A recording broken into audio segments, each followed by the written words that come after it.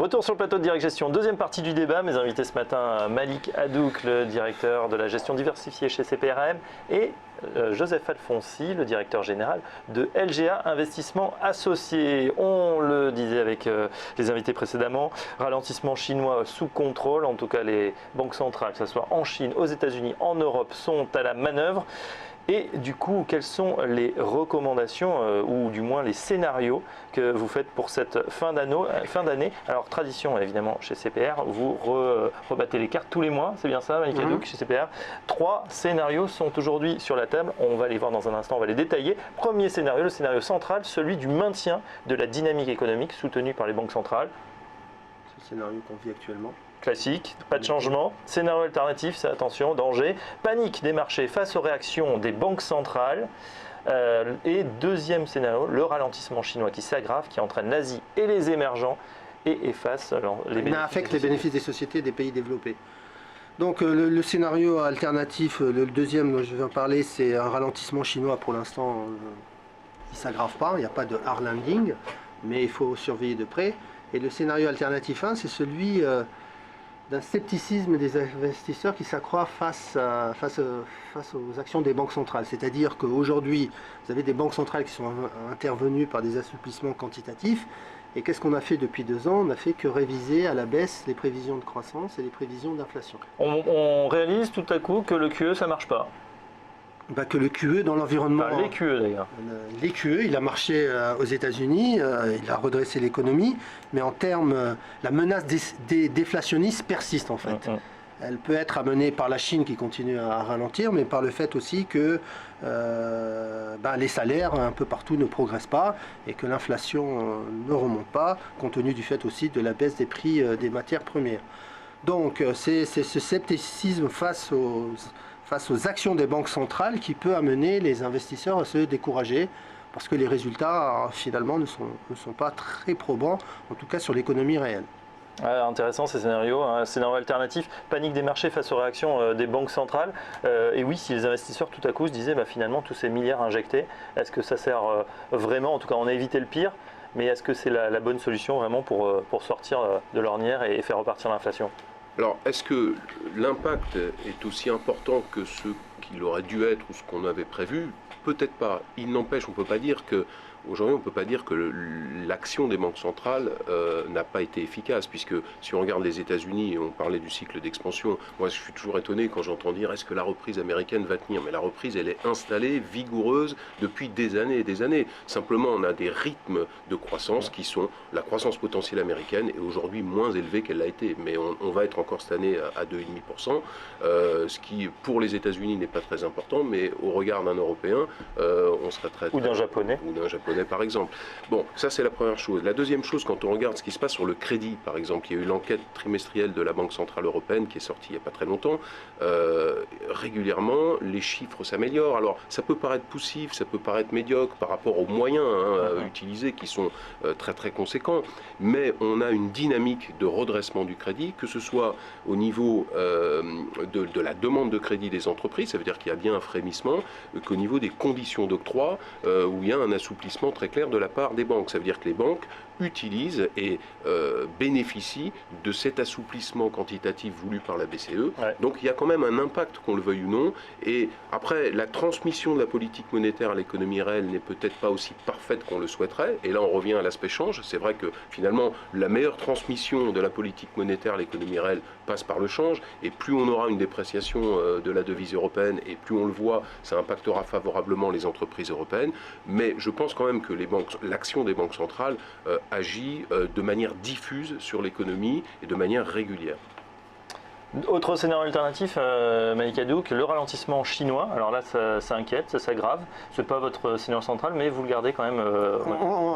Il y était déjà le mois dernier, mais sa probabilité d'occurrence a été divisée par 2, donc il se réduit. Mais juste pour revenir sur les banques centrales, ce que disait M. Evray, c'est qu'aujourd'hui, les investisseurs peuvent se dire que les politiques monétaires, en tout cas la puissance des politiques monétaires, est de plus en plus limitée.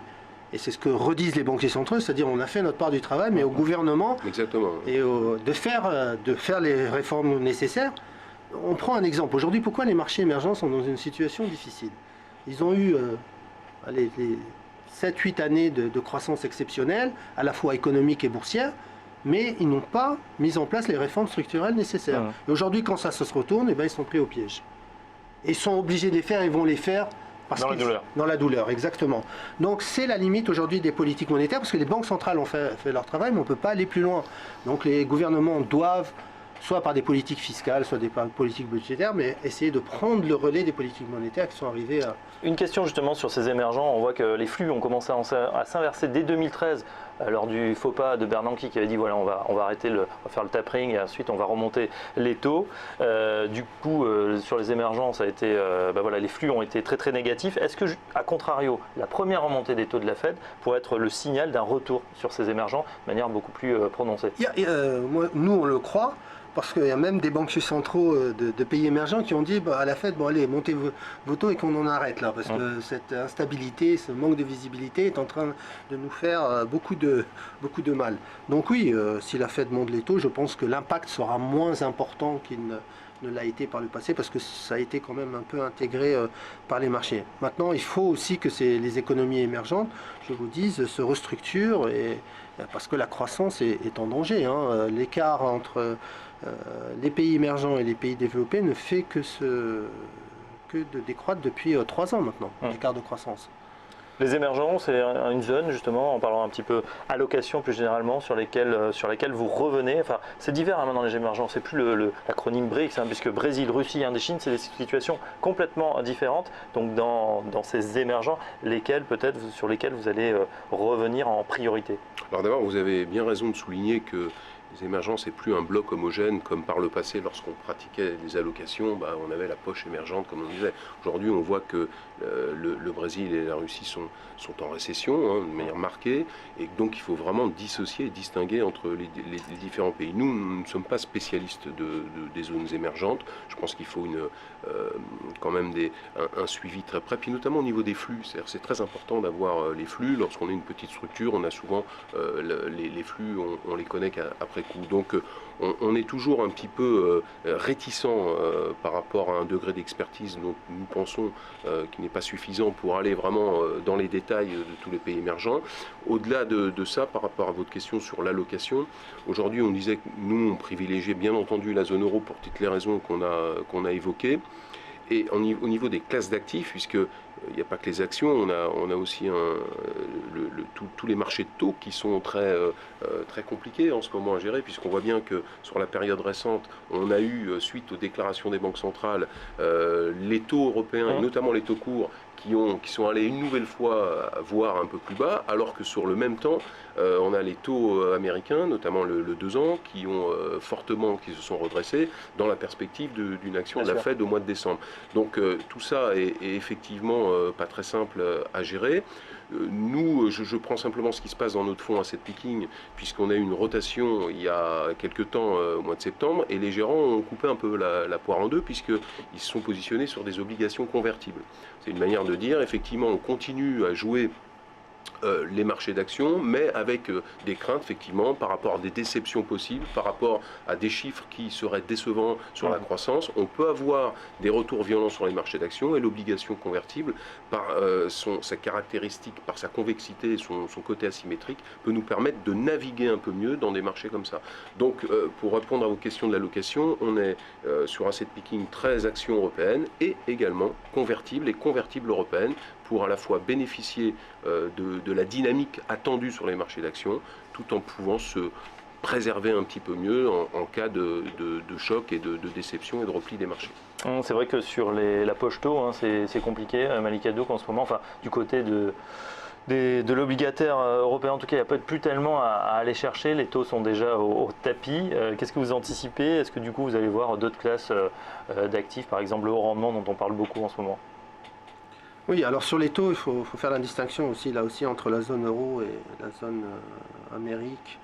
Donc sur les États-Unis, c'est vrai que dans l'anticipation d'une hausse des taux de la Fed, il y aura un ajustement qui a déjà commencé sur les parties courtes, mais pour autant, est-ce que le 10 ans et les 30 ans vont monter fortement? Je ne le pense pas. Donc il y a peut-être de la valeur, sachant que ce qui va être important maintenant, ce n'est pas le fait qu'elle monte en décembre ou pas, c'est c'est le pas avec lequel elle va le faire dans les prochains mois. Donc ça, c'est le plus important pour nous. Donc la réaction immédiate, ça sera un ajustement des parties courtes, je pense. Sur les parties longues, on ne devrait pas trop bouger.